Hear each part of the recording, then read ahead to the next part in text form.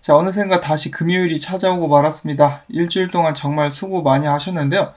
일주일 동안에 여러 가지 소식이 나왔음에도 불구하고 XRP 가격은 요지부동으로서 전혀 옴짝달싹하지 않고 있는 모습을 보여주고 있습니다. 오히려 좀 떨어지고 있는데 비트코인이 지금 많이 흔들리고 있죠. 다시 한번 9,200불대 위로 올라가면서 알트코인들에게 힘을 실어줄 것인지 아니면 이대로 떨어져가지고 알트코인들과 불장을 기다리고 있는 사람들의 마음에 대못을 박을 것인지 불안불안한 그런 상황이라고 볼 수가 있겠는데요.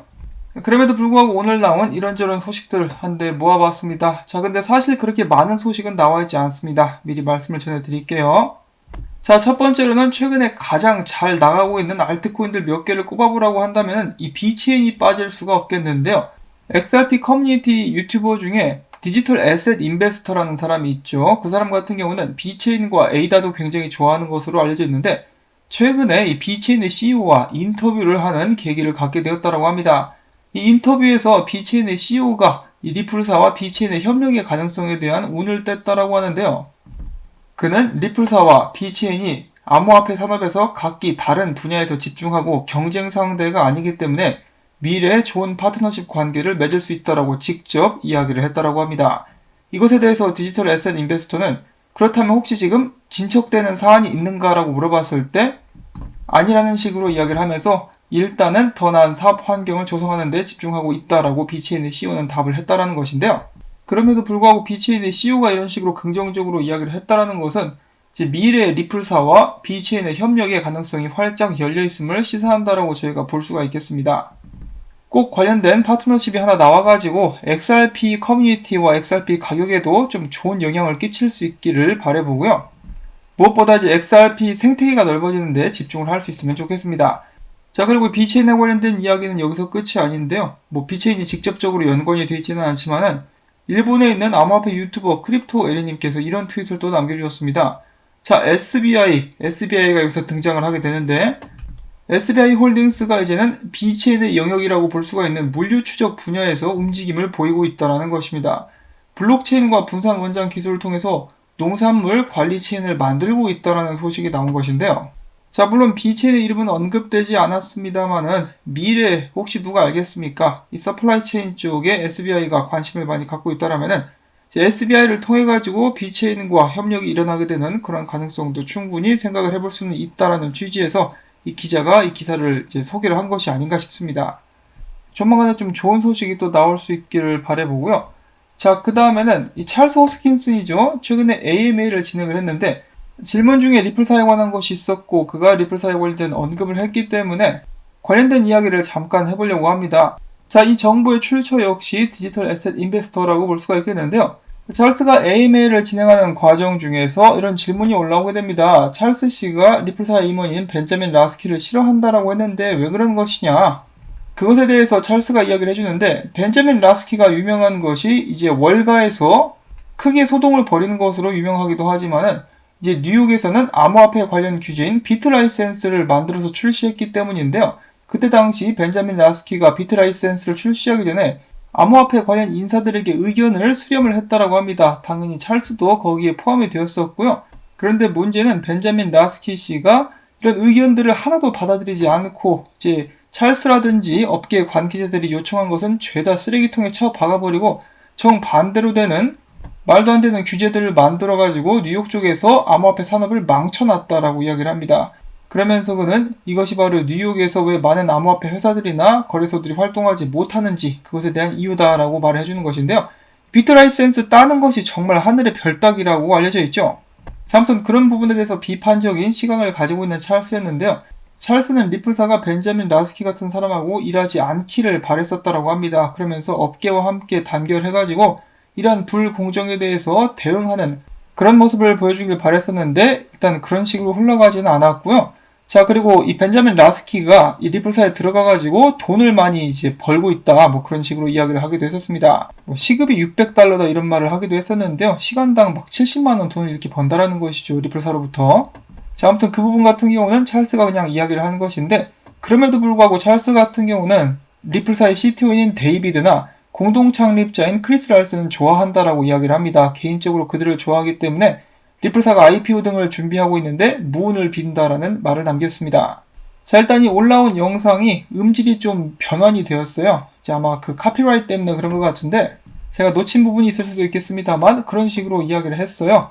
그래서 암호화폐 업계 사람들에게 있어서 비트라이센스는 그다지 달가운 존재도 아니고 그렇기 때문에 그것을 만들었었던 벤자민 라스키가 사람들의 의견을 수렴하고도 적용을 하지 않아가지고 어떻게 보면은 배신자로 보이게 될 수도 있겠습니다. 그러한 벤자민 라스키와 함께 일하는 리플사가 눈에 가시처럼 보이게 될 수도 있겠는데요. 사실 그 전부터 이야기가 계속해서 나왔었던 것인데 리플사 같은 경우는 은행과 규제 관계자들과 함께 일을 하려고 하고 그 반면에 여러가지 암호화폐 프로젝트들 같은 경우는 은행에 대항하는, 은행을 우회할 수 있는 그런 시스템을 지향한다라고 하죠. 그래서 많은 사람들이 이제 리플사를 부정하고 XRP를 싫어하는 이유 중에 한 가지가 그것이라고 이야기가 많이 되고 있는데 이제 암호화폐 업계 입장에서 보면은 그럴 수도 있을 것 같습니다. 벤자민 라스키 씨의 이야기도 그렇지만은 자, 사진 보시면은 연준 의장과 미국 재무부 장관이죠. 리플사와 연준 관련된 소식은 저도 호재로서 많이 여러분들께 전달을 해드린 적이 있었는데요. 미래 연준에서 리플사의 기술을 도입하거나 XRP 관련된 좋은 호재를 줄 수도 있다라는 기대감에서 많은 사람들이 열광을 하기도 했었습니다. 자, 그리고 미국 재무부 장관 같은 경우도 빵행이 개인적으로 면담을 하는 등 리플사와 XRP 팬들에게 있어서는 이제 긍정적인 소식으로 주로 전달이 되었었죠. 자, 근데 이 두 사람이 어떤 사람들입니까? 좋은 사람들이 절대로 아니죠. 둘이 작당을 해가지고 돈을 몽땅 찍어가지고 이미 갑부인 사람들에게 주면서 미국 내에서 중산층이 사라지게 하도록 일조하고 있는 사람들이라고 볼 수가 있겠습니다. 간단한 예를 하나만 들자면은 미국 내에서 이 중소기업이라든지 힘든 기업들을 위해서 도와주는 그런 프로그램이 있죠. 페이첵 프로텍션 프로그램이라는 것이 있는데 정말 힘든 사람들에게 돈이 가야 되는데 그 돈이 어디로 갔죠? 카니 웨스트라든지 이미 억만장자들이 운영을 하는 아직도 건재하고 아무런 이상이 없는 회사들에게 돈을 몰아줬다라는 것이죠.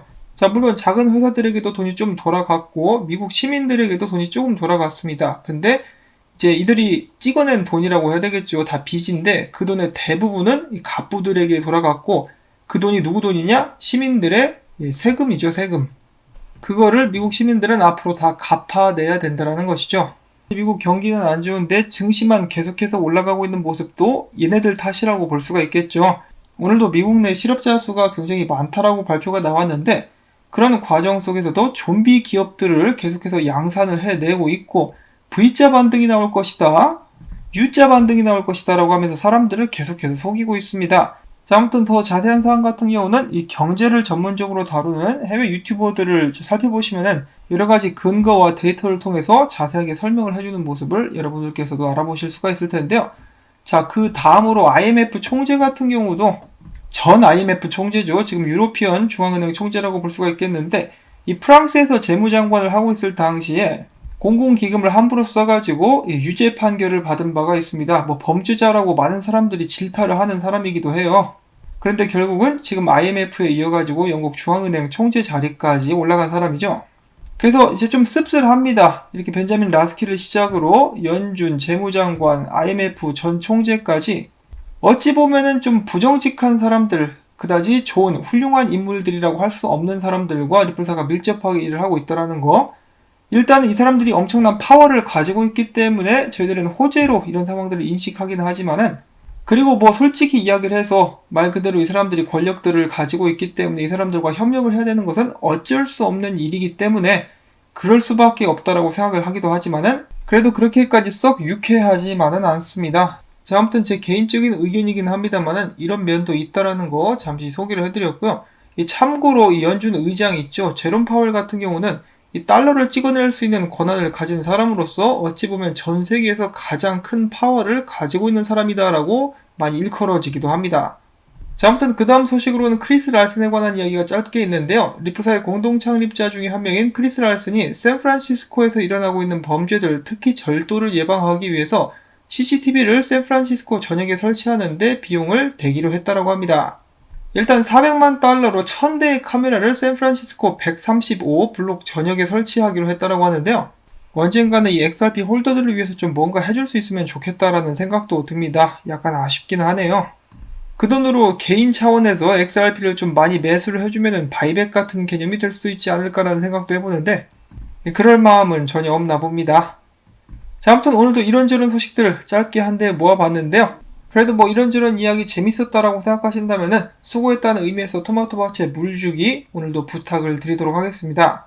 여러분들의 도움과 함께 살아남고 있는 채널 다시 한번 한 분 한 분 시청자분들께 감사드린다는 말씀 드리면서 저는 다음에 인사를 드리도록 하겠습니다. 안녕히 계십시오.